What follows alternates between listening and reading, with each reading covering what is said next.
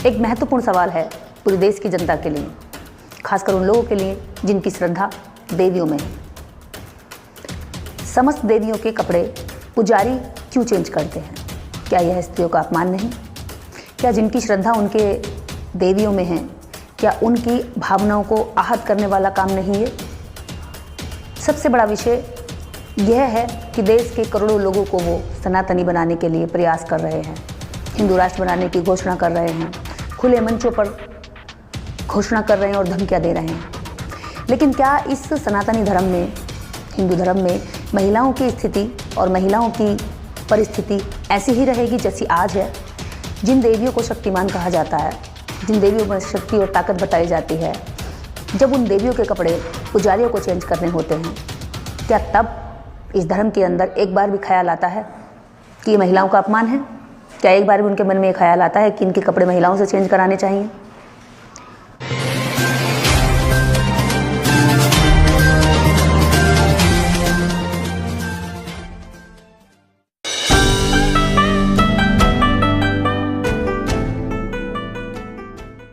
बहुत सारी बातें जब हम लोगों ने इस तरह से ट्वीट किया कि देवियों के कपड़े पुरुष पुजारी क्यों बदलते हैं, तो बहुत सारे लोगों ने कुतर्क किए। कुतर्क किस तरह के, मैं बता देती हूँ। कुछ लोग कह रहे हैं कि जब आप छोटी बच्ची थी तब आपके पिताजी आपके कपड़े बदलते थे, आपके भाई आपके कपड़े बदलते थे, इसीलिए पुजारी भी इसलिए पुजारी देवियों के कपड़े बदलते हैं। अब सवाल ये उठता है, मेरे पिताजी ने मेरे कपड़े बदले, मेरे भाई ने भी मेरे कपड़े बदले और दोनों ने बहुत प्यार से मुझे पाला पोसा बड़ा किया, क्योंकि मैं अबोध बालक थी, नहीं जानती थी ये कपड़े कैसे बदले जाएंगे। अब सवाल यहाँ आता है, क्या माता देवी भी अबोध बालक है जो अपने कपड़े खुद नहीं बदल सकती? दूसरी चीज़, अगर माता देवी अबोध बालक है तो वो जवान स्त्रियों की तरह तस्वीरें और मूर्तियाँ क्यों बनाई गई हैं? उनको अबोध बालक के रूप में देखा जाए, फिर उनसे हम लोग क्यों कुछ मांगें जब वो खुद अपने कपड़े नहीं बदल सकती? तो दूसरा सवाल खत्म होता है। इसके बाद सवाल उठता है कि तुम्हारे शब्दों में, तुम्हारी सवाल में गंदगी है, यानी कि तुम गलत सोच रही हो। अब सही तरह से सोच लेते हैं। ठीक है, सही तरह से कैसे सोचें? जब एक स्त्री के कपड़े पुरुष बदलेगा तो वो चाहे माँ के रूप में बदले, बाप के रूप में बदले, भाई के रूप में बदले, वो तब बदलता है जब उसकी कंडीशन इस हालत में नहीं होती कि वो पहन ना पाए। जब हमारी माँ बूढ़ी हो जाती है तो हम बच्चे, यानी कि चाहे बेटा हो या बेटी हो, अपनी माँ के कपड़े बदल सकते हैं, क्योंकि वो इस हालत में नहीं होती है। जब तक माँ अपनी हालत में रहेगी वो अपने कपड़े किसी भी बेटे से नहीं बदल पाएगी, चाहे वो कोई भी माँ क्यों ना हो, किसी भी धर्म की क्यों ना हो, किसी भी जाति की क्यों ना हो। वो तब तक अपने कपड़े खुद ही बदलेगी जब तक उसके हाथ पैरों में क्षमता होगी। अब बात यहाँ पर यह आती है, इसका मतलब माता में क्षमता नहीं है। अब उनके कपड़ों को बदलने के लिए भी अगर पुजारियों की ज़रूरत है और वो पुजारी भी पुरुष हैं, तो क्या माता में ये क्षमता नहीं है कि मैं पुजारी पुरुषों से कपड़े नहीं बदल पाऊंगी, मुझे महिलाओं को चाहिए? अगर महिलाओं की मंदिर है, जिस धर्म में महिलाओं को कहा जाता है नरक का द्वार है, जिस धर्म में महिलाओं को कहा जाता है कि वह आप पवित्र है, वह शंकराचार्य नहीं बन सकती है, वह मंदिर की पुजारी नहीं बन सकती है, तो फिर उस धर्म में स्त्रियों के नाम से देवियों की मूर्तियां बनाकर पैसे क्यों कमाए जाते हैं? जब जीती जागती स्त्री आपके लिए अपवित्र है तो पत्थर की बनी मूर्ति आपके लिए पवित्र कैसे हो गई? इसलिए कि वो आपको पैसे कमा कर देती है, इसलिए कि वह गूंगी है, इसलिए कि वो बहरी है, इसलिए कि आपका जब मन चाहे उसके कपड़े उतारो और उसके कपड़े बदल दो, इसलिए वो देवी है और पूजनीय है? क्या देश की समस्त नारियों को आप पत्थर की मूर्ति, पत्थर की देवी बना देना चाहते हैं, जिनके कपड़े आप खुद बदलें और वो कुछ भी ना कहें? अगर हाथ पैर झटपटाएं तो आप उनका रेप करें। अगर देवियों में शक्ति है तो पुरुष इनके कपड़े क्यों बदलते हैं? और अगर शक्ति नहीं है तो फिर लोगों को इस शक्ति के नाम पर उल्लू और बेवकूफ़ क्यों बनाया जाता है? उनके दिमाग में भ्रम क्यों डाला जाता है? उनको बेवकूफ़ बनाने के लिए क्यों उनसे मोटे मोटे दान दक्षिणा के नाम पर उनके जीवन का महत्वपूर्ण धन लूटा जाता है? दो सवाल छोड़ रही हूं। पहला, देवियों के कपड़े पुरुष क्यों बदलते हैं? दूसरा, अगर देवियों में इतनी शक्ति और क्षमता नहीं कि वो इस सवाल को खड़ा कर सकें कि मेरे कपड़ों को मैं पुरुषों को बदलने की इजाज़त नहीं देती, तो वो इस सवाल को खड़ा करें। अगर शक्ति है तो अगर वो अपने ऊपर अपने कपड़ों को उतरवाते हुए, पहनाते हुए ये भी नहीं कर सकती कि वो कह दें कि मेरे कपड़ों को महिलाओं से बदलवाओ, तो फिर वो शक्तिमान नहीं है। और अगर शक्तिमान है तो इतने सालों से, इतने वर्षों तक, इतने लंबे समय तक फिर पुजारी उनको नग्न क्यों देखते रहे? क्या पुजारियों की नजर में स्त्री का सम्मान नहीं है जो देवियों को नग्न करके देखते हैं? और भी कुतर्क आए कई तरह के कि आप डॉक्टर के पास जाती हैं तो आप मेल डॉक्टर से भी इलाज कराती हैं, मेल डॉक्टर के यहाँ भी दवाई लाती हैं, वो आपका हाथ देखता है, आपका चेस्ट भी छूकर देखता है जब आपको दर्द होता है या आपको कोई भी पीड़ा होती है। सहमत हूं, बिल्कुल जाते हैं। तो क्या अब पुजारी को डॉक्टर माने और माता देवी को मरीज माने? मैं मरीज होती हूं तो मैं जाती हूं, हर व्यक्ति जाता है और मैं आगे भी जाऊंगी, लेकिन वो डॉक्टर होता है, उससे हमें एक उम्मीद होती है कि वो हमें ठीक करेगा। अगर मेरे गले में प्रॉब्लम है तो मैं डॉक्टर के यहाँ जाऊंगी, वो मुझे दवाई देगा, टच करेगा, देखेगा कि गले में कहाँ कहाँ स्वेलिंग है या दिक्कत है, और मुझे एक विश्वास रहेगा कि हाँ डॉक्टर साहब दवाई देंगे और मुझे ठीक कर देंगे। मैं फिर से बोलने लग जाऊंगी। तो अब वापस यहाँ आइए, क्या ये देवियां मरीज हैं? क्या आप ये कह करके देवियों का अपमान कर रहे हैं कि ये पुजारी डॉक्टर हैं? क्या आप ये कह करके इन देवियों की शक्ति को नकार रहे हैं कि ये पुजारी डॉक्टर हैं और इन देवियों का इलाज कर रहे हैं? क्या आपको जरा भी भावना आहत नहीं हो रही? आपको जरा भी परवाह नहीं है कि लोगों की भावनाएं आहत होंगी इससे कि देवी जो है मरीज है और डॉक्टर की तरह जो है उनके देखभाल करता है एक पुजारी? आप किसकी संज्ञा दे रहे हैं?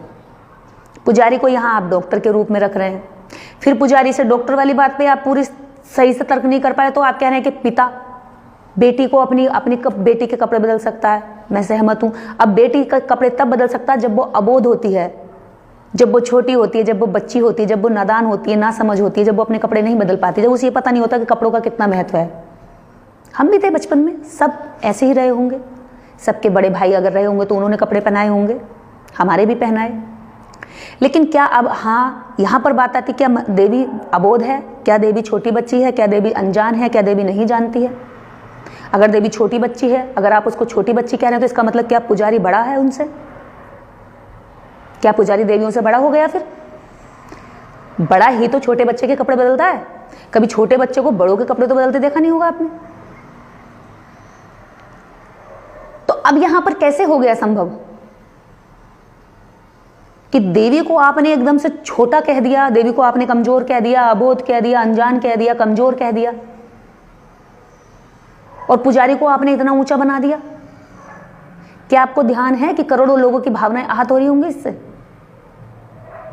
जो लोग देवी को शक्ति समझते हैं कि देवी में बहुत बड़ी शक्ति होती है, देवी बहुत शक्तिशाली है, देवी हमारे दुख काट देगी, देवी हमारी मन्नतें पूरी कर देगी, देवी को वो क्या कहते हैं, मुर्गा चढ़ाते हैं, बकरा चढ़ाते हैं, दारू चढ़ाते हैं, इसलिए तो चढ़ाते हैं कि देवी में शक्ति है।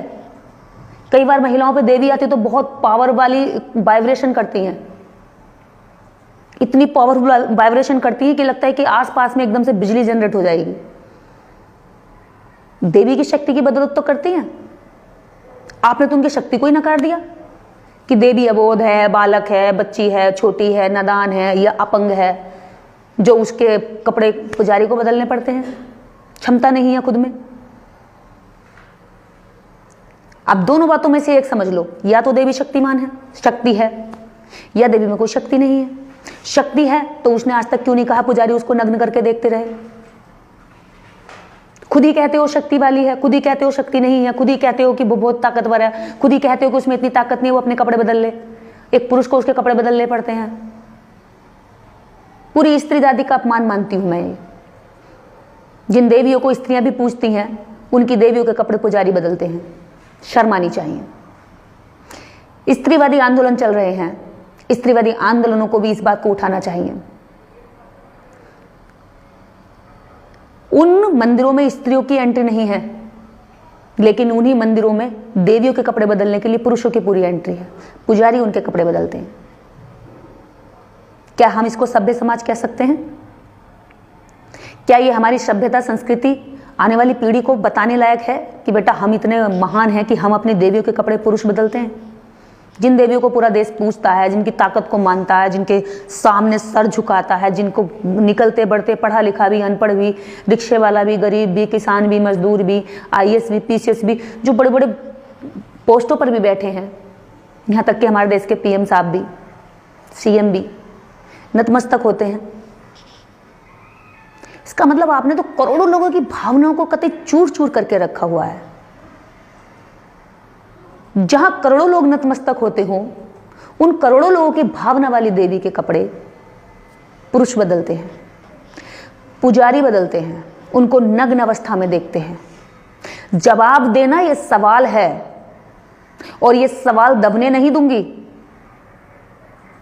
जब तक जवाब नहीं मिल जाता। आपने देवी को अबोध, बालक, कमजोर, अपंग कहकर भावनाएं आहत की हैं लोगों की। देवी में बहुत बड़ी ताकत है और शक्ति है।